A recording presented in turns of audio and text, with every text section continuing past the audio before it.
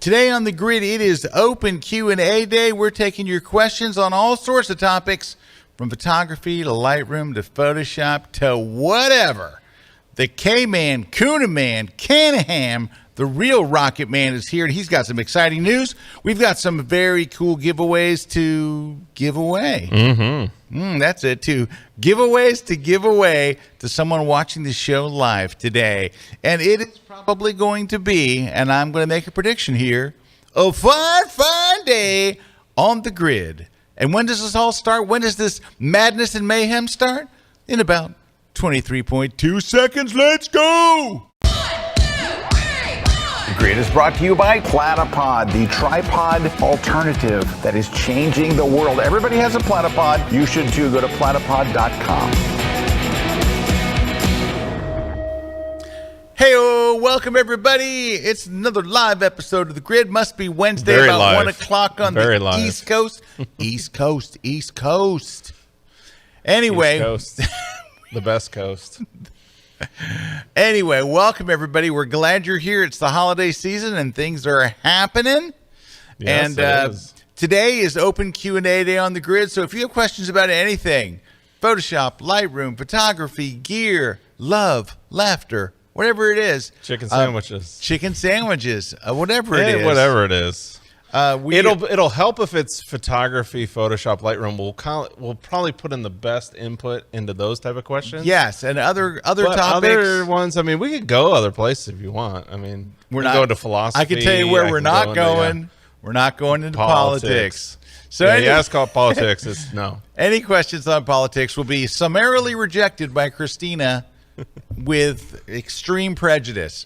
Anyway, but we're glad you're here today.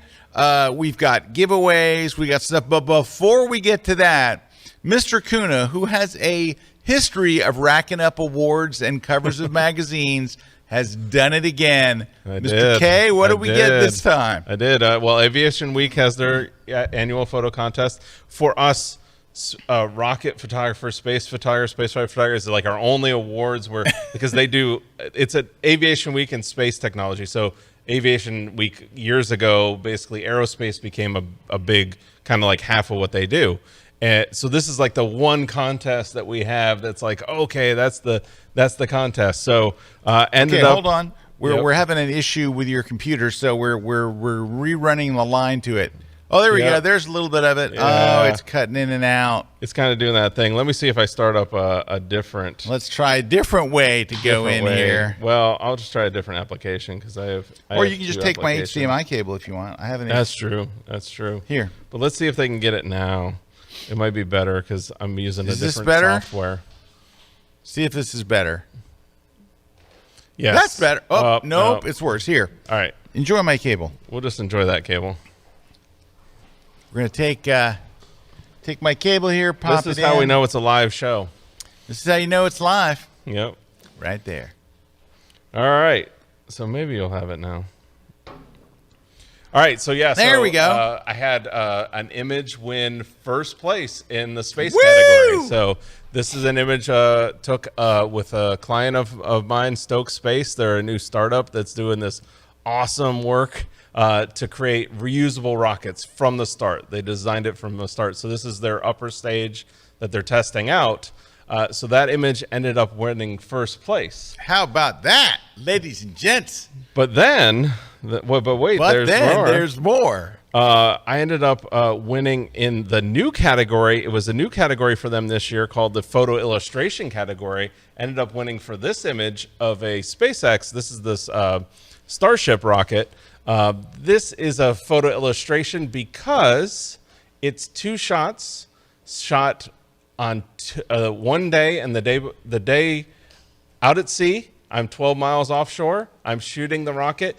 According to photo pills and all the calculations, that was the spot I needed to be in order to have the sun fully engulf the rocket. Yeah. But of course, as the sun set, it went into a cloud bank and we couldn't get the shot. But I got the shot of the rocket from 12 miles offshore. The next night, I'm at the pad taking some shots of the rocket and noticed the sun was perfect, like on the horizon, a little haze, and took the same camera, same lens, same focal length, shot it, and then combined those two in Photoshop just using a simple blend mode. Oh, yeah. And then that's a photo illustration. Now, how about that? Versus other photo illustrations, a lot of people did a lot of that like craziness. This is just literally just 2 layers. Yeah. And it's the same camera. That's how I tend to do that compositing or photo illustration. So that ended up winning. But there's more. I ended up winning 2 editors' picks in space. I won for this image, which this image was actually taken that night that I took the sun. I waited later and shot the rocket at night, and that's actually in the middle there is Mars. So Mars is in the middle, planned through Stellarium, which is a cool app for planning the stars. And then, but there's more. Won a image for this shot, which is one of my favorites of a kid. This is a kid that was celebrating. In fact, and I probably should show this at some point.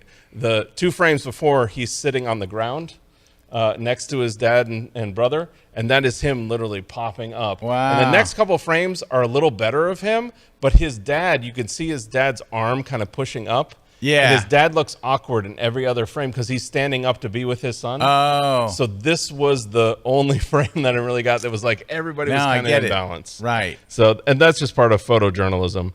But then, is there anything else, Eric? Certainly there can't be anything else. Well, then, and I don't have the page for it, but I do have it here. I ended up winning in the defense category for a shot of an F-35. So one in the defense category as well. And the images, a couple of my images were up for the cover. I ended up not getting the cover. This shot, which is awesome, of a helicopter pilot with the reflection in it, ended up being a cover. It's a great shot as well. So all great shots, but I ended up almost getting the cover for that image and almost getting the cover for that image as well. So great photos. Congratulations. That is amazing. You kind of cleaned house there. My ratios are pretty good there. I wasn't expecting to get any. I entered 10, got 5, so that was pretty good. Pretty good. That's pretty good. All righty. Well, congratulations. Yep. Well done to you, sir. Thank you. Well done. It's a lot of effort that goes into our images, and that's what I think I was saying to you. It's like it's very easy to make a decent image. It's really hard to make those epic, award-winning. Like that's the threshold. Yeah. There's like this fine line. Yeah. And it's very hard to. It's like that last 10% of something is really hard. That's how it is. Eric sent me a note this week. We were texting back and forth about some topic, and Eric said something. I said, "Dude, that's the tweet of the week," which was making decent photos is easy. It is, yeah. Yeah, making a photo that looks like, and you go, "Yeah, that's all right. That's pretty easy." But making a photo like that you take and epic, award-winning, those are a pain in the butt. Yeah, and I don't want to say but they're a pain. Like you have to. It's not easy. Now, every once in a while, you get lucky. Yeah, there is that. There's that. But for the most part, if you want to make great images, it takes great effort. They're not going to fall into your lap. They're not going to knock on the door, and there they are. And that's what none of those images that I showed were 100% luck. The kid image even was 10% luck, 90% planning. There you go. But there is that 10% luck that shot would have not been there if that 10% luck didn't come in. And you know what? Yeah. I'm very big on luck. There is a luck factor. I talk about this that I don't call it luck. I call it getting even, because there's so many times where things go wrong. You plan everything. Like you plan and you go out on a boat and you're 12 miles off of the coast and you know exactly where the sun's going to be and you've done every single thing right. But then cloud cover comes in and so those, when you finally do hit something there, it's not luck. It's you're finally getting even, because nature conspires against you 90% of the time. And then look at that. Even if I wouldn't have gone out the next night and shot, because I was like, oh, I had a tough night last night, I'm not going to do it. I wouldn't have had that sun to put behind it at the same focal length. There you go. And there you go. Part of it. I'll tell you what. Oh, you can't see my screen. Doesn't matter. Oh, okay. Here, we can it's not necessary. Okay. What are we giving away today, Mr. K? So we got a bunch of stuff we're giving away because we love to be loose with prizes here. Apparently. We've got a Platypod elbow. So this is a neat little device for your Platypod. It's like an elbow that lets you attach stuff to your Platypod, and it's all adjustable. And actually, you can attach it to about anything. Is it amazing the ecosystem that has grown out of a metal plate, or an aluminum plate, I should say. And like I said, I mean, you could use that on a Platypod, but it has the attachments where you could use it on about anything. It's a really cool little clamp, a little arm, I guess I should say. And then we're giving away a copy of Scott's "How Do I Do That in Photoshop" book. You can find this. Hey, can I say something about this? Yeah. So tomorrow night, I am doing a book chat. So what a book chat is basically it's something that is sponsored by my book publisher, and we get together and we chat about the book. So I show you some tips and tricks from the book. I talk about the book, but I will say this: my publisher gives a deal on that book that is absolutely insane. I'm not saying the best deal. It's the best deal you will ever see. You won't see a better deal at Amazon or anywhere else in the world. I can't imagine that they make any money on this, but we do it for most of my book launches now, and we sell hundreds and hundreds of books that night because it's so ridiculously cheap. I mean, like, you're going to look at this and go, how can I not buy this book? So anyway, and it comes directly from the publisher. Which is maybe why they've cut out the middleman. You're buying directly from them. I don't know, but it is tomorrow night, and I believe it is at 7 o'clock. Yes, it's 7 o'clock. 7 o'clock tomorrow and then night. You want to go over to your Facebook page. Go to my Facebook page. You can watch the stream there as well. Just go to my Facebook page is facebook.com/skelby. So it's my first initial and last name. Looks like Skelby, Skelby. Tomorrow night at 7. And I'm also, by the way, I am giving away a Platypod Extreme tomorrow night. Ooh, the Extreme. So someone watching live is going to win a Platypod Extreme. That's the big one with the legs that extend and all that. So that is tomorrow night. It's the Inception moment. Oh, it's like that right there. Woo! It's like we're watching ourselves. And we're live. And I can see myself in a delay. Anyway, that's tomorrow night at 7 o'clock. Please tell your friends. It'll be a lot of fun. And, we talk about the book, and I show you actual content from the book. I do techniques from the book. I explain what the book is all about. We have a good time. There's giveaways. Also, my publisher gives away gift cards. So you can go and buy other books, not just my book, but you can go and get other books as well. It's a fun night, and it's just it's Thursday night, 7 o'clock. What are you doing at Thursday at 7 o'clock? The football game hasn't even started yet. Yeah, and you might be done by the football game. Oh, we'll be done by the football. Let's hope so. Dude, if we're not done by the football game, something's gone terribly wrong in the book chat. No, it's not very long. It's just, we get together and it's fun. Anyway, we have a good time, and I hope you'll join us tomorrow night, 7 o'clock. So next, we got a book from Victoria Pav, or this is Victoria White now on our cover. I always mess Victoria that up. White. Victoria White. Formerly. Yes, formerly. On Adobe Firefly. This is a great book if you're wanting to learn how to prompt Adobe Firefly to create 5-star rated. So there you go. Then we're going to give away another book because we love to give away books. The Adobe Photoshop book for digital photographers from none other than Scott Kelby which is normally $5,000. There you go. So to enter that, and we have a couple other prizes, but to enter it, all you're going to do is leave a comment and tell us what you'd like to win. And also, you can tell us that you'd like to win a copy of On One's No Noise 2023. That's a great plugin for removing noise and adding sharpening to your photos. Very simple. You can use it in Lightroom and Photoshop as well. And we're also going to give away a V-Flat from V-Flat World. This is for U.S. shipping only, so you have to have a U.S. shipping address to win this. But everybody can win win with V-Flat. All they got to do is use that code Kelby10 at checkout. That's KELBY10 at checkout, and they'll save 10% off their V-Flat.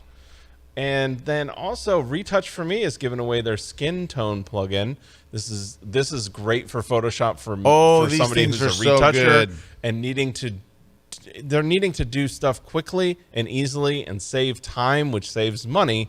This is a great way to do it. You can get 20% off there, though, everybody as well, by using the code KelbyOne20. That's KELBYONE and then 20. You have to go to the page. It's www.promo.retouch4.me. There you go. All right. Well, today is open Q&A day. If you've got Open questions on Q&A. anything, drop us one in there. We're going to say hi to some folks. We've got some folks we want to give a howdy to, some shout outs.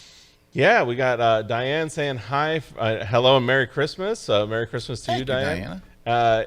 From a wild and wonderful West Virginia. There Let's you go. And then Carla saying hi from Independence, Missouri. And then AJ saying hi from a drenched Miami, Florida. Yeah, a little bit of rain every once in a while here. And then Claudia saying hi from Toronto. And then Laurette saying hi all the way from a rainy and cold Paris, No, he's France. saying bonsoir from a rainy and cold Paris, France. There Well, you go. Laurent, just to let you know, we're jealous.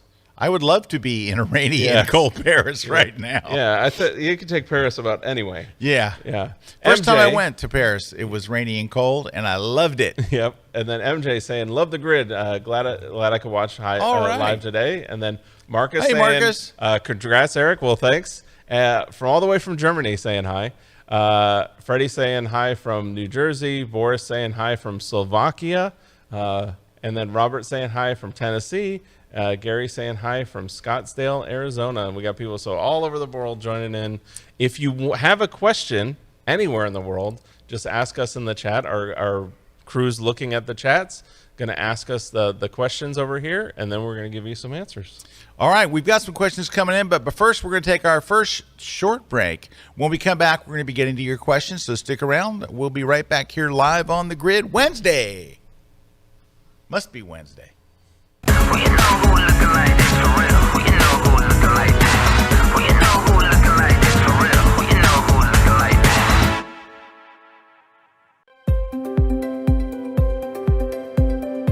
this. You've had a marvelous day shooting. You've got that lens, you've got that body, you've got those shots, you've got those planes. It's been a killer day of shooting. Now it's time to go back and finish that story. Hey folks, Moose Peterson here. Got a brand new KelbyOne class for you on finishing those aviation photographs. Whether it's a plane on a stick, you've got incredible things overhead, you've got statics, you have people, you've got junk in the way, it doesn't matter. You're gonna have a finished photograph that's gonna share your passion for aviation photography for all to see those images.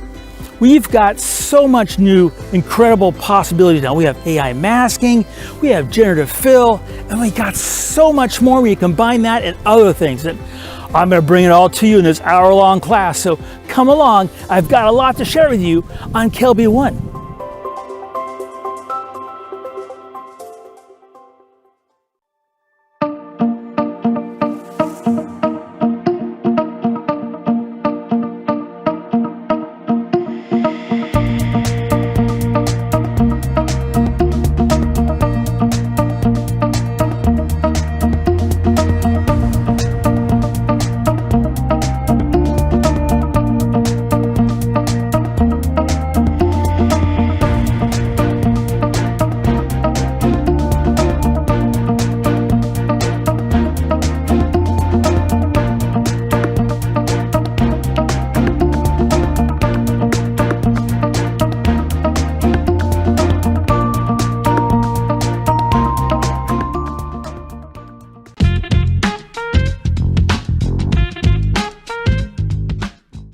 This segment of The Grid is brought to you by B&H Photo, the professional source since 1973.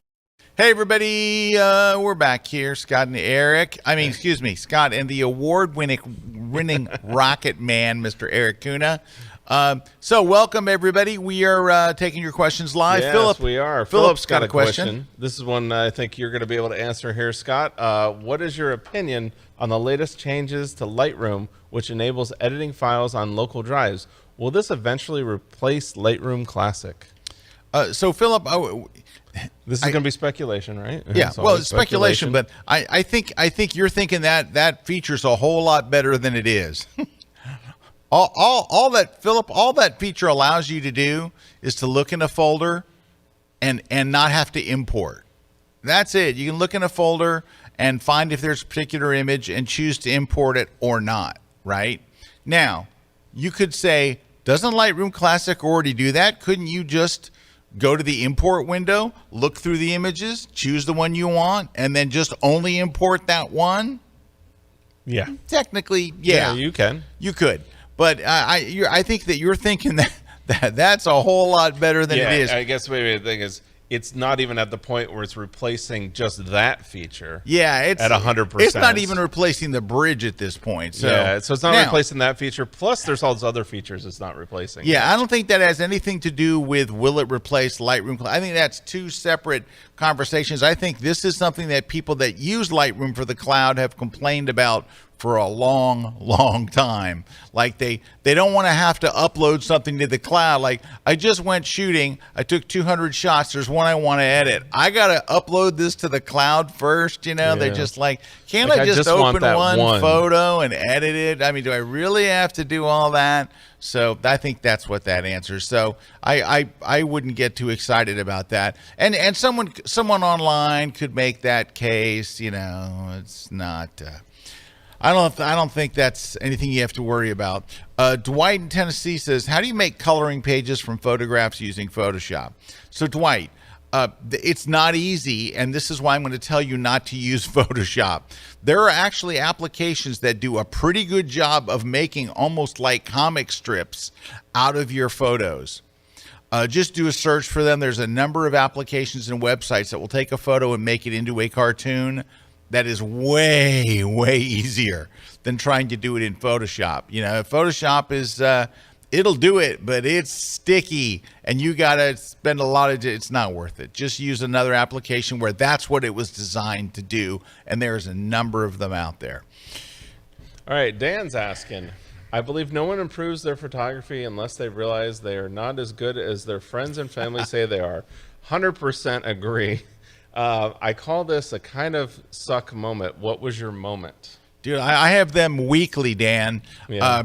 You know, I'm generally disappointed with my photography. So I think that, you know what it is? I will look at a series of shots that I've taken or I've done, and all I ever think is, I could have done better. Like, I feel like there's better shots inside me, and a lot of times I'm disappointed in that I didn't either I didn't get the shot, or, as Mr. Kuna alludes to quite often, I didn't do what was necessary to get the shot. Like, sometimes I'll be, you know, I guess at this point I consider myself a travel photographer. So I would think that, so my thing is travel photography.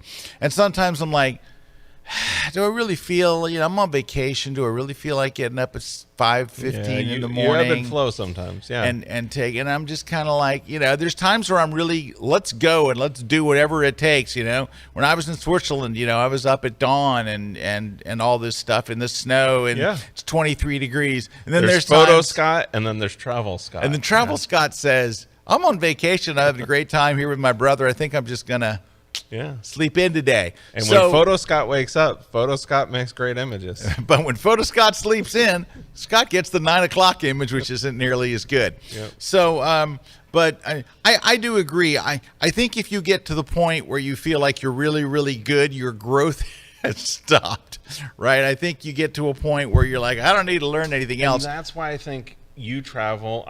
We travel around a little bit, because if you camp out too long in one space, that does happen, where you kind of get stagnant. Yeah, you can get stagnant. Well, I'm good. I could at some point just go, I could do that same thing over and over again, really good.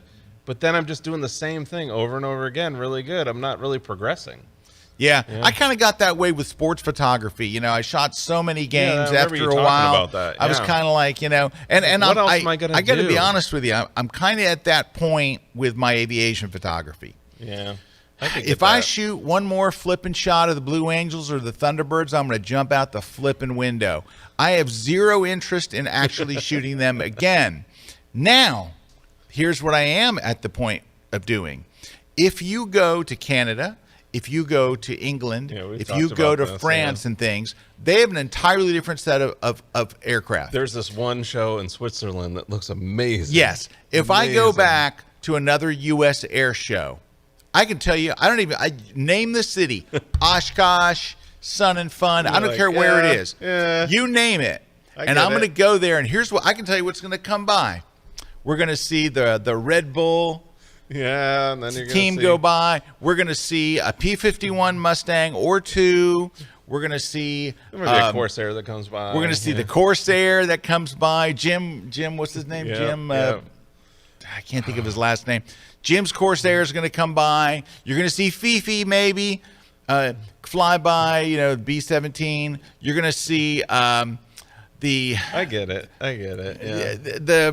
What's the demo other team? thing The F-18 demo team. The other thing you got to understand about Scott too. Scott does not like to get up on heights, and that's the other thing. No, I've liked to travel like. Yeah, I'm starting to go up and up and up. He'll climb up the tower and all that stuff, and I'm like, he's like, nah, I'm not interested. Look, I'm old. I'm an old man. I get it. I'm no, 112 I totally years agree. old. But going back to the question there, one of the things that I had I forget it. I was gonna, where was it?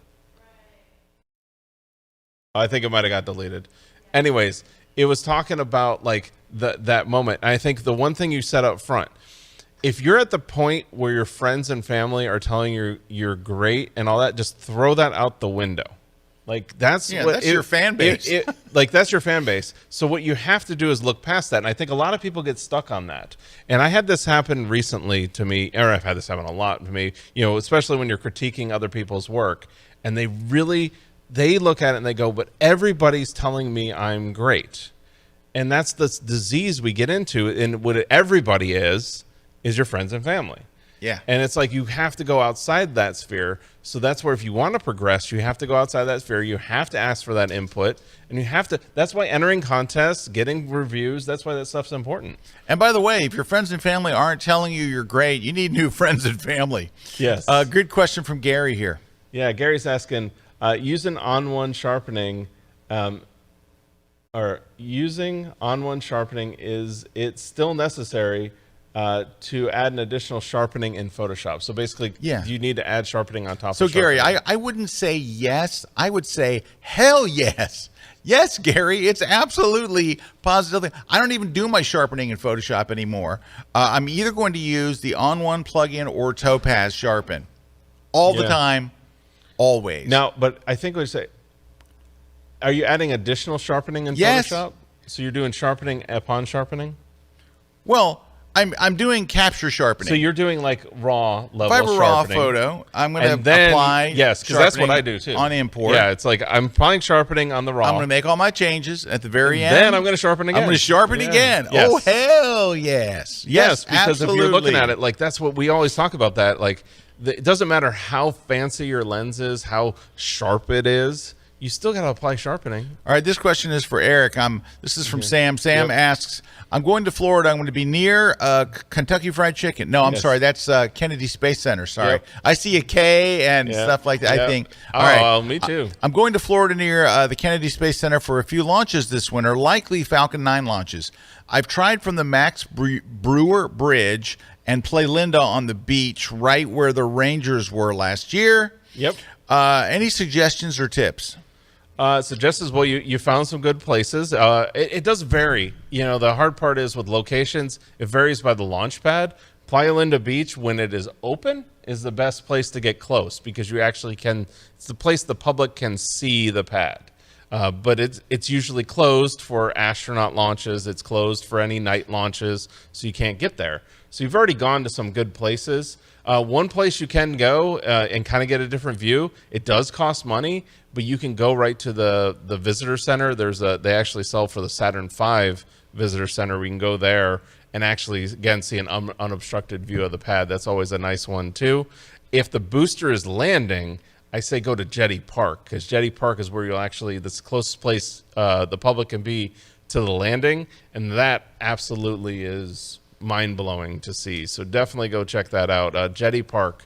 It's a great place to just watch a launch. You're just so far away from the pad, it's better for the landings. All right, another question for Eric. Can you tell us the progression and workflow that made you choose this or that award-winning picture? This is actually it's a really good question because you're basically saying, how did you choose that one? I'll tell you how I choose. I let the public choose. So what I do is I share my work throughout the year, and I share my work at consistent times and consistent hours when people engage with my work. And the images that I select are usually images that get the most engagement. That's how simple it is. And I've talked about this many times when I talk about why we have an Instagram account. Yeah, because you will know like, which my ones favorite resonate. image never wins. My favorite, when I enter a contest, my favorite image never wins. That's because It never his are does. always nude selfies. That's Yep, why his that's favorite why. image But never wins. It just never does. There's a different. I had a friend who talked to me about that last week. You know, was asking me like, because he thought that certain images that won a certain contest were not, should not have won an award. That's very common. And that's very common. And I said, you know what? I said, beauty is in the eye of the beholder. And at the end of the day, those judges that were judging it. Now, with that contest, what it ended up being is the people selecting the winners were 50 high school students. And that was 50 high school students. So that was the audience. So that audience resonated with that photo the most, not the other photos that were entered. And that's just how it is with judging. Now, with like even that Aviation Week photo contest, you know, one of the judges was one of the best aviation photographers out there. You and I know him, Mr. Larry Grace. Oh, Larry G. It's and you can go read about the judges, but that's where you look at it. Like they sat down, that panel sat down, and they judged it, and I didn't judge it. I can't also be there telling them what I did or all that stuff. They're just looking at the your image. image has In to stand fact, on its what own. I love about their contest, which I love contests that run this way, is that they don't know whose image it is. In fact, Larry afterwards, you know, because he talked about it, he didn't know any of my. He knew that my images were in there. He just didn't know which ones were exactly mine because Right. they don't know who exactly. That's how a good contest is, because that's how certain people ended up, like even in space, the same person won second and third place, because you don't know it's just who has the best images based on those judges. But I let the public decide, and that's why I like to have that public input. Now, what you do have to kind of weed out is your friends. You have to weed out your friends. Your friends are always going to tell you, again, your images are great. They should. They're your friends. Daniel says the air show in Switzerland is actually a live training exercise. Yes, where our it is. FA-18Cs are out shooting rounds at Targos I at know. the mountains, and Daniel, tons of people are watching it, so they make it a show. Daniel, we might be coming. We might be Daniel, coming. we're gonna have some. I showed Scott. some I'm hot like, chocolate. we need to go to this one. This Yep. is the one. Yep, I was just in Switzerland last year, and I don't know if I'll make enough money this year to go to Switzerland. It was so expensive. Oh my gosh, it was crazy. Yep. I experienced expensive everything at a level I wasn't used to. Hey, Cindy's got a great comment here. She says, I was stagnant for a while until I took Scott's workshop in Portugal this year, and 3 of my images placed in my local photography club after not winning anything for 2 years. Thank you, KelbyOne. Well, thank you, go. Cindy. And Cindy is a lovely person and a very good photographer. So, you know what? Sometimes you just need that something. Kick. You The need kick. that kick that kind of relights your fire, because it's easy. It's easy to get. That's why I do think workshops are perfectly positioned for Oh, that. yes, they If you're are. at that like stagnation, or you're at that level where you're just like, again, if you're at that level where you're taking decent photos all the time, because decent photos are easy. Once you can get to that level, you can just go, like, you could take us anywhere. You could drop Scott off in Oldsmar, Florida here. You'll make decent photos. Yeah, I can make, make decent decent photos in my photos. hometown. Yeah. If you want to see really good photos, drop me off in Paris. Yeah. I mean, but that's what you can make decent photos. And that's where going on those workshops, doing that, seeing also how somebody who goes from decent to epic photos works. Then you go home with that knowledge and you unlock it. But you know what? He's right. Part of it is, though, the inspiration. I got to be honest Yeah. with you. I'm not very inspired to shoot in Oldsmar, Florida. I see it every day. I drive down the street. Could I make a good image here? I can make a decent image here. Decent, yeah. But if you drop me in Paris, I want to get up in the morning. I want to go shoot before dawn. I want to go to a cafe and have a croissant and a coffee. And I want to go shoot some more and shoot. Having that inspiration and motivation is very, very big. And sometimes it completely relights your fire. So that is the thing that happens at these workshops. There's also being in a group is just fun. When you have a bunch of people who are into the same thing that kind of push each other, and what did you get? What did you get? You know, it's like, it's just a lot of fun. I love these workshops. And Eric and I we were gonna do a workshop in Iceland but we're looking at a plan B because of the whole volcano thing, and everyone's like, when's the volcano going to blow? And are they going to close the airports and all that? We're kind of like, I don't know. So we have a backup plan that sounds pretty good that I think people would love. And you got a couple others coming up. I've got one other. I've got one in April. We haven't announced the dates yet, but in April it's going to be, we start in Venice, Italy. We get in we do a day in Venice, and then we're off to the Dolomites. So I love them.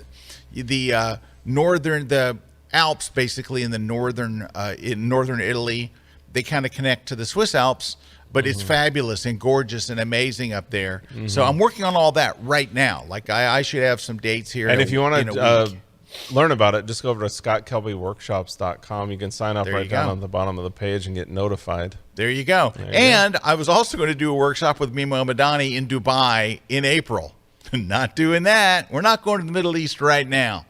So anyway, just go to Scott Kelby Workshops at the bottom of the page, which is what you see there on screen. Just pop your email address in there, and you'll be in the advance notice email. So that's coming up.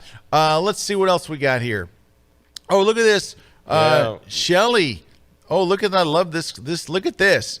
KelbyOne training and education was a key factor in one of my images winning best of category in the 2024. That's Tim. Oh, is that Tim? I'm sorry. That's right. Is Tim's image. Okay, I'm sorry. I'm looking at the thing in the wrong way. I saw that Tim did that. Yeah, it's an awesome image. Look at that. Best of category in the 2024 NANPA showcase. Way to go, Tim. Let's go. Yeah, and that you want to know. I mean, that's honestly the other thing besides letting the public vote. It is training and education. That's how you get those award-winning images. Hey, so somebody asked, how do you find out about who was that? Asked about how do you find out about contests? There we go. Claudia asked, how do you find out about these type of contests?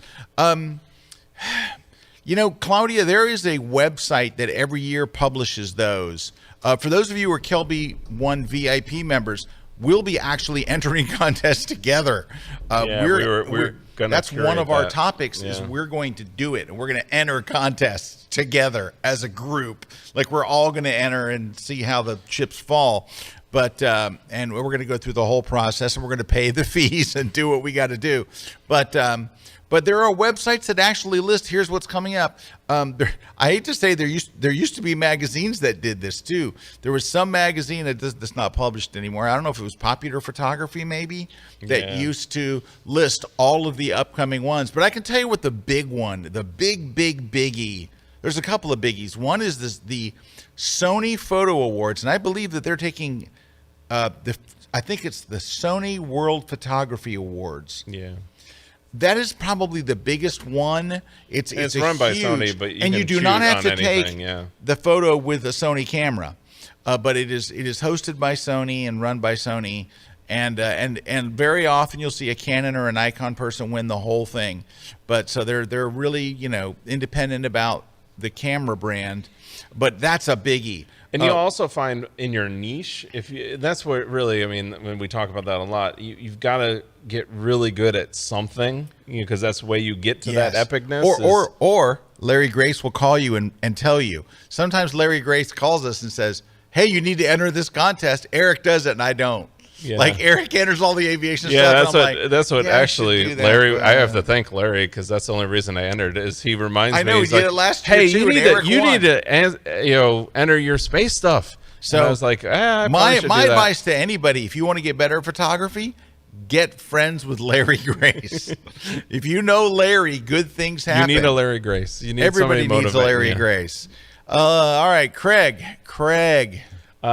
Craig's asking, do you have any tips for making Lightroom and Photoshop run better on an older computer? I'm struggling, and the new computer is not in the budget right now. Craig, if you can get some RAM, yeah, it's two things. If you can get RAM, it will run faster. You need 16, regardless of what they say the minimum is. Like they'll say, oh, it'll run in 12. It'll run in 12? It doesn't run well. You got to get 16. The other thing is, and this is, it's not as expensive as a new computer, but if you can get and replace your hard drive with an SSD drive, a solid state drive, instead of a standard regular hard drive, you will see speed improvements even on an older computer that will make a big difference. Yeah, those are the two things right there. That's it right I mean, there. that's going to be Also- to revive kind of an old computer. Also, Craig, go to lightroomkillertips.com and search for the word speed.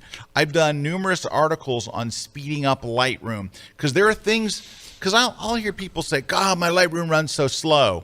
And I know that Lightroom is not slow, right? I know that Lightroom itself isn't slow. It is, there's probably something that you're doing. There it is. If Lightroom is running a little sluggish, this tip might help. But go down further, you'll see more. Keep going. There's more. But that one was a good one right there. There it is. There's a speeding up a slow Lightroom. But there are these things that you can do. 5 tips to clean up and speed up your Lightroom.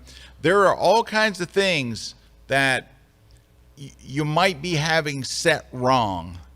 And I was with a buddy once, and he was using his Lightroom, and it was so slow. I was like, I couldn't believe it. Craig did say he upgraded his RAM to 32 gigs, which helps. Yep, it helps. All right, Craig, you know what the next step is? I wonder if it is the SSD. The SSD will help. The other thing is making sure that your disk is not full. Like, if your disk starts to get full, it will start getting very slow. Lightroom needs 20% free disk space, at least. So if you've got, I'm going to say, a 3 terabyte hard drive, it needs almost a terabyte free. All right, look, we're running way over. We got to take a quick break. When we come back, we got lots more questions. So we'll And if you have any questions, just ask us in the chat. We'll put them up here.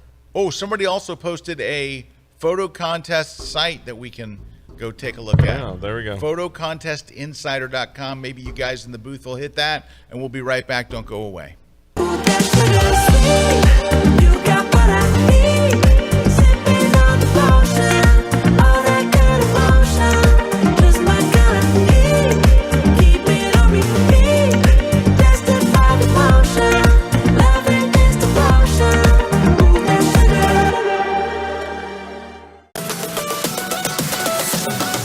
Hi, I'm Karen Hutton. Join me for how to plan a trip to a location you've never visited. Whether you're an expert photographer, you've planned trips, but it still makes you nervous, maybe you haven't planned a trip, or maybe you just wish you could. Whether you're flying, whether you're driving, whether you're taking a train or some other mode of transportation, you'll learn how to decide, develop, dedicate, and dig in to create the adventure of your dreams, whether it's a long trip or just an afternoon. We're also going to cover where you got to be on the inside and how you have to train to maximize your time, your money, and your effort on your next adventure. So join me on my next class at KelbyOne.com.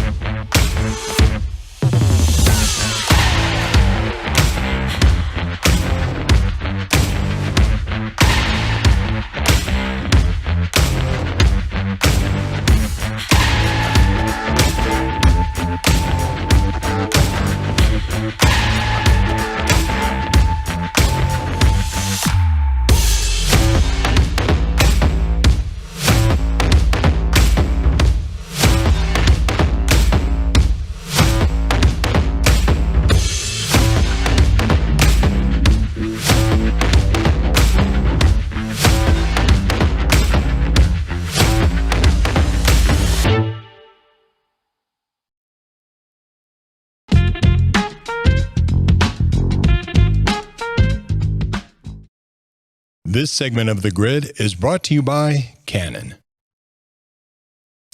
Hey, Scott and Eric here. We're taking your questions. We've got one. The website, Photo Contest Insider. We were just looking at it. Yeah, that's pretty cool. Looks like a good site that has a lot of photo contests in it.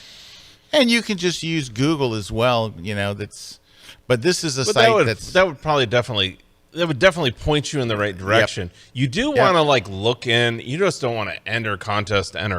You probably do want to look into like what are their terms, like who they're. I mean, just be comfortable with the contest. All right, I want to answer Warren's question here. Yeah, Warren's asking, can someone explain situations that call for a user having more than one Lightroom catalog for their photographs? Pick me, Scott. Thank you. Warren, there is no situation that should call for you for having. Do not. I'm telling you what, Warren, don't make a second catalog. Make one catalog. Keep everything in one catalog. Please. Even Adobe's what like, about if some don't. YouTube video told you to do it? Oh, well, if a YouTube video tells you to do it, then absolutely make as many as you like. Don't do it. Don't do it. You'll regret it. Just stay with one catalog. Do you think that it's just because of like just the old? I do think it's because of the old. Okay, there was a day. Like I'm talking like Yes. 12 years. No, not that many years. 10 years. But here was the thing. There was a point. This is why 10 years? This is why they created the ability to have multiple catalogs. There was a time where your catalog got full and it started slowing down tremendously. Yeah. Like it was get to the point you got 30, 40,000 photos. It was like, we're done. I mean, they were like, it was bad. So they said, once you get to this many, you have to create a new catalog. They rewrote part of Lightroom. They fixed that problem. You can have millions, literally millions and millions of photos in Lightroom, and it should run the same speed. Do you know why? Here's the thing that people don't realize. Your photos are not in Lightroom. It's just little tiny thumbnails. That's it. It's just managing thumbnails. Your photos are not inside Lightroom. Lightroom Classic we're talking about, because that's the only one that you have a choice, right? So Lightroom in the cloud only uses one catalog. You can't add more catalogs because it's newer and smarter. But back in the day, they had to let you make new catalogs or you'd quit. You'd stop using Lightroom because it got unbearably slow. So today is not necessary to have another catalog, and I would say please don't have another catalog. It'll just make your life miserable, though you will find someone on the internet, believe it or not, that says, it was about 2016. That sounds about right. But I mean, that's a while ago. That sounds right. That's about 7.5, 8 years ago. Yep. Jane. All right, Jane's asking, I'm scanning in old photos from the 60s forward, and I want to know if there's a plugin I should get to use with my Photoshop or Lightroom to make it easier to get the color correcting done fast. All right, so Jane, there is a plugin from Topaz, I believe. I'll have to go look it up. That is basically completely automated. It looks at your photos and just fixes it. Let me go see. Let me just go look. I'm not sure. Give me a sec. Is it just Photo AI? Yeah, it's Photo AI. Yeah. And it just looks at Eric's got it on his machine, but if you guys pull it up, there we go. That's it. They're still using my program. It just basically, anyways, yeah. It looks at your photo and fixes it. That's it. It's completely automated. It's all AI, and I haven't used it myself, but I know that Topaz usually lets you download stuff for free and try it. I would try that. Yeah, and there's tons of other ones you can try, but that's the whole thing is you can just try them out. There's tons of plugins out there to make your photos look great. Tall Paul's got a question. Tall Paul took a look at KelbyOne's Lightroom courses, and I was instructed to use catalogs over folders. What is the most common way people lose photos when working with photos? So Tall Paul, you got to go watch that class again. It says you were instructed to use I would think it'd be the collections. Other way. Yeah. Collections would over be different. folders. Yeah. What's the most common way people lose photos when working with folders? On their computer or in Lightroom, one or the other, they move the folder or delete the folder by accident or delete photos by accident, where they think they're just kind of moving them temporarily, but they're actually gone forever. I hear about it all the time. People send me horror stories. That's why we always suggest one folder to store everything, Right. in their subfolders. Yep. And just once it goes in there, it's in there. And you don't mess with it Don't mess anymore, with and it. you just go to. I If don't you ever, mess with the folder, You mess with you're the folder. gonna mess with Lightroom. You're messing with fire. So Yep. just use collections, not catalogs. Collections. Yeah, I think that's what it is. And then 'cause right. That's why I paused there, because I was like, I don't know if we have a course that would tell you to use All right. catalogs. Hey, I over can't see folders. Debbie's full question, but I know that last week we did a piece on the worst. Like, no, it says it's the worst places to travel for photography. It wasn't the worst places. No. But we gave a thing where places we wouldn't recommend a friend to go. Like if somebody said, hey, I want to go take good pictures. You have photography places friend. where you would go, a photography friend. You'd go, oh, here's great places for photography. Bang, bang, bang, bang, bang. Last week we did, here's the places that sound good, They sound but good aren't on really paper. great photographically. It made a couple of people upset because we chose their town or whatever. Or because they thought that they could, and that's what we weren't saying. You can make great photos everywhere. Anywhere you can make great photos. That's not what we were saying there. Yeah, what we were saying was there are towns that are very, very photogenic with lots of photography opportunities, like Paris. Then there are towns that are not photogenic, Like Oslo. like Oslo, Norway, where it's a lovely town and it's great for a vacation. And if you're going to visit there, it's fun to visit. And there's cool museums and there's great food and nice people and all kinds of stuff. Would I tell a friend to go there to take photography?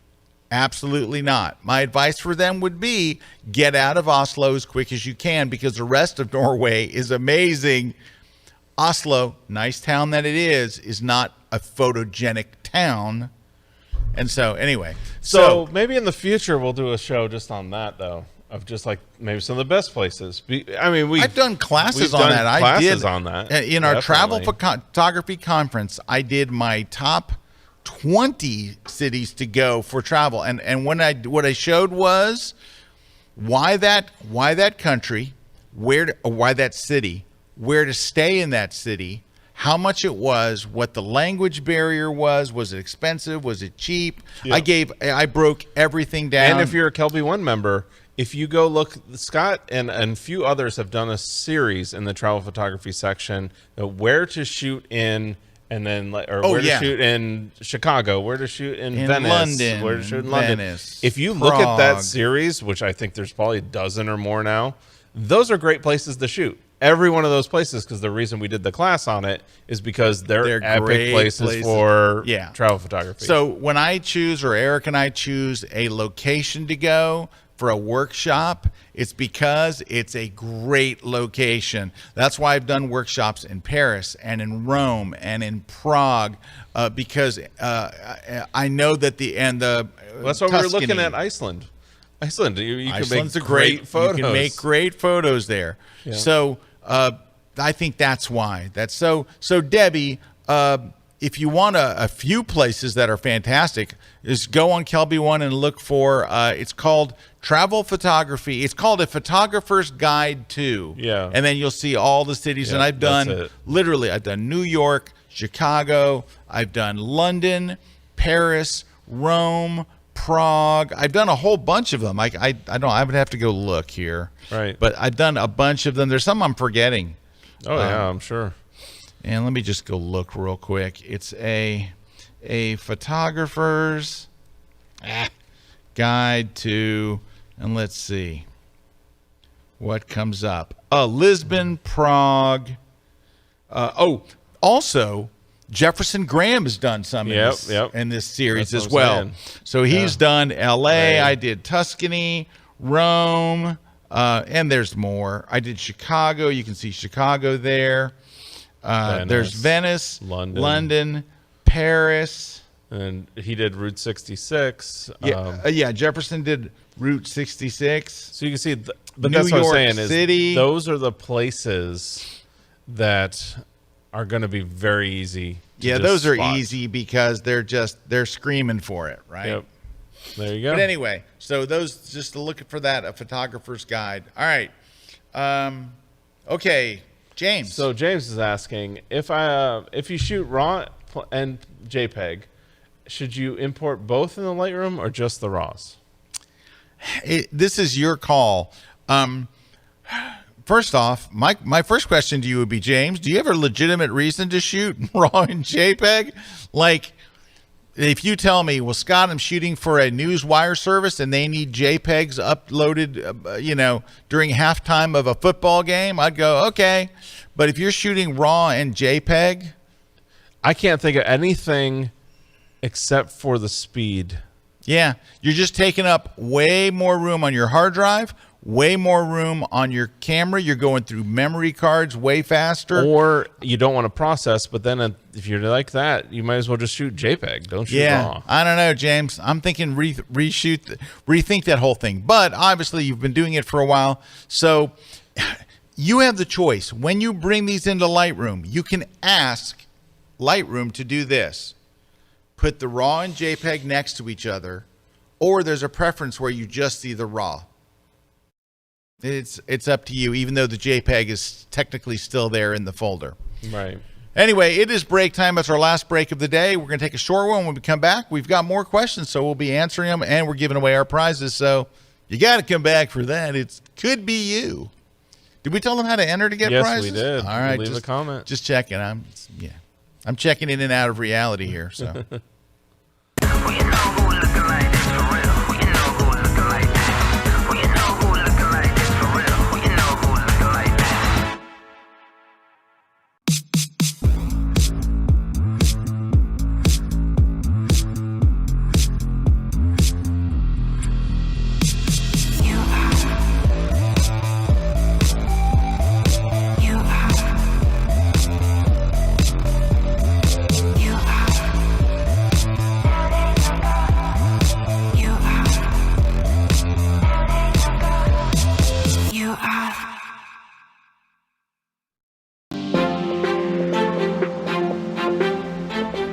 Well, hi everybody, and welcome to beautiful London, England, where I'm doing a very, very special class. I'm very excited about this class because it's something very different, very unique. It's about creating travel photography that has a personal connection to something you love. So that's the whole idea. Because think about it, a lot of people will go to a city again and again. Like we're here in London. I've been coming to London since I was 24 years old. So for the last 10 years, I've been coming to London. Anyway, long story short is I've got the shots of Big Ben and I've got the shots of the London Eye and the Thames River and all that stuff. I've got it to death. But when I come to London, I can do something special. I can use something that I care about and then go and shoot it, and that becomes my story when I get back. So I'm shooting for a passion that I have. So my passion might be flowers, so I come to London and what I'm shooting are all the amazing gardens. What if my passion is museums? Well, there's 170 of them here. What if it's music? I could be at the Royal Albert Hall or the great music stores or the places where the Beatles played back in the day or where they literally bought their guitars. I could do a whole story on all that kind of stuff. And that's what this class is about. It's taking something you love and adding it to something else you love. You're marrying travel and your interests and photography. It's a hit. So you got to come and watch my brand new class. It's on creating personal connection in your travel images, and it's only here at KelbyOne. I am a portrait and wedding photographer based in Valencia, Spain. I do mainly commercial and editorial photography, and I retouch up to 100 photos a month. We shoot almost every day for all kinds of clients, such as commercial, beauty, and fashion. And we retouch our work more often, like every other day. I used to spend over 1 hour for one photo.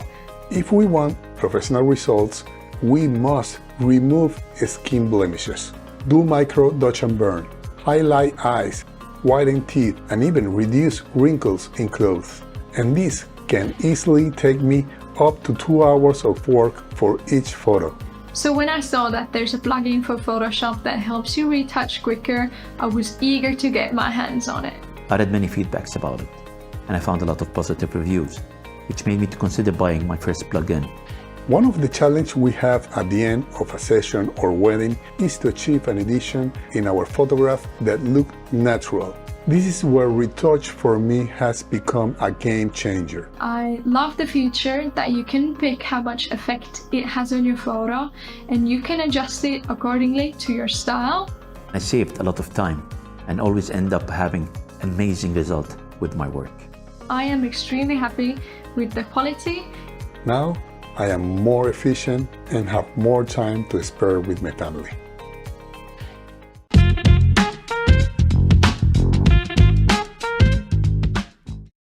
This segment of The Grid is brought to you by Platypod, the world's most compact tripod base. Hey, we're back. A very nice comment from Shelly. We jumped the gun on Shelly's question here. Yeah. So shout out to KelbyOne on the Fast Track classes. I learned 3 new things that I've been struggling with it in the first class. It's not the gear, it's learning and experiences that will take you from good to great. Well, thank you, Shelly. So there you hey, go. I just want to mention, if you have not joined KelbyOne, this is a fantastic time to do it. So one of the things we put together is this thing called the Fast Track. It is actually 5 courses that I put together specifically to move someone ahead really quickly. So this is an accelerated learning class. It's very unique, but it's put together in a very specific order, in a very specific way. And the whole thing is designed for you to watch 1 class per day for 5 days. So it's a 1 hour a day for 5 days. So it kind of pushes you through this little boot camp like thing. But the results people are getting are phenomenal. Yeah. We're getting comments from people on all the these. time like this. But we really spent some time and created these to really be like an accelerated learning, because a lot of people that we talk to, they're just frustrated. They're like, I don't feel like I'm getting better in my photography. I'm getting like 5% better. Like I spent a whole year and I don't feel like I jumped ahead, or I don't feel like I moved to the next level. I'm just maybe a little better than I was last year. And so I put this Fast Track together. So if you're, let's just say we're talking a level of 1 to 5 and you feel like you're a 2. Well, do you want to spend 3 years going to level 3? I'm trying to move you in a week from level 2 to level 4, like having a big breakthrough in your photography, and that's what it's about. Now's a great time to join. Go to KelbyOne.com and join. Take the Fast Track. It's part of the Pro membership. It's included in your membership. And of course, then you can watch all these other classes, because in the Fast Track, I give you a learning, like here's what you're going to do. You're going to do these 5, and then here's what to do next. I lead you through this whole thing. Actually, Larry Becker joins me, and we lead you through this process. But it is having outstanding results. And hey, if you try it out, do the 5 days. And if you don't like it, just contact us. Hey, Eric, it's the Ozempic of... I mean, like everyone's like losing weight with Ozempic, right? Yeah, this is the Ozempic of online training. There you go do it and then get good really fast. Like you will leapfrog. Okay. All right. Jack's asking, can you discuss under what conditions you will encounter heat distortion? Also, is there a way to tell your image is being affected by heat distortion? You will see heat. That's what's causing heat distortion. It looks wavy. You'll see it. You'll see these waves. And anytime it's going to happen, usually on the horizon, it's going to happen when you're doing telephoto work is going to be the worst, because you're amplifying the heat distortion. Farther away something is from you, the more heat distortion you will see. So that's really what it comes down to, is heat. I know, because I deal with a subject that puts off a lot of heat and a lot of heat distortion. All right, there's a comment here from John Dukes. But before we get to John's comment, I just want to say John Dukes for president. John Dukes is one of the most delightful people to be around. Yeah. If you ever get a chance out there, as I know some of you know John already, but you ever run into John someplace, he and his wife are just, they're so lovely. They're just, he's a really good photographer. I'm taking the photography part aside. He's a really cool guy. Well, he's got a question for you. Scott, while doing travel photography, what are some of your best ways to gain access to places that are challenging to shoot? Here's what it is. John, all you got to do is ask in advance. How far in advance? At least 2 weeks. Go to their PR department, wherever you want to go to, or start at their social media and just say, here's what I would say. Let's say that you want to get into some place that's very hard to get. You want to get into an arena. You want to get into a theater. We'll just choose a theater. I want to get into this very special theater in this very special place. Say, hi, my name is John Dukes. I'm a photographer in America, and I'm visiting your city, and I am in love with the Hollywood Theater. I'm just making up names here. Love with the Hollywood Theater. I would love to take pictures of it. Now, here's this next part's important, John. You would then say, I would love for 30 minutes to come in and be able to photograph when there's no one there. I would be happy to share my images with you for use on your website or social media. Let me tell you, every social media manager in the world is desperate for a new photo. They are. They've got the photos they've got, but if you're willing to say, here's a bunch of photos, so you're getting something in return. I'm doing something for you. I'm making a bunch of photos, beautiful photos of your place, and you're going to allow me the opportunity to come in and shoot them. That's why it's so important, John, for when you share that, to share that link to that portfolio or a link to that work that you already have online, because they're going to click on your photos and see, yep. If I let him in, he's going to get some good yeah. shots, and I'm going to be able to use them. Right. So everybody wins. And that's what it is. You're way more likely to gain access to that place if there's something in it for them. And I got a secret if you want to guarantee that you'll be able to come back anytime you want. The secret to come back anytime you want is when you're done, without telling them it's coming, send them a print. Yep. Just make a print. I don't mean an 8x10. Make them a decent sized print and send them that as a thank you. You can come back anytime. That has worked so many times for both of us. You're also setting up the next photographer for them to say yes to. So it's all good. But that's it. But John, the keys are doing it early. Like say, I'm going to be there in 3 weeks. If you say I'm going to be there Thursday, your chances, I don't know why, John, they have such a hard time. I've tried this in like where, oh my gosh, I just learned about this amazing library in Paris. And they're like, no, it's impossible. It's too soon. You know, I tried that in Oxford trying to get in the library there. Oh no. If you give them a little lead time, they need lead. I don't know why they need weeks, but they need weeks. And so the sooner you know, the better. All Eric, right, we are over. We gotta give away some prizes here. Yes. So we've got some prizes. So we're giving a giveaway to Ken Walker.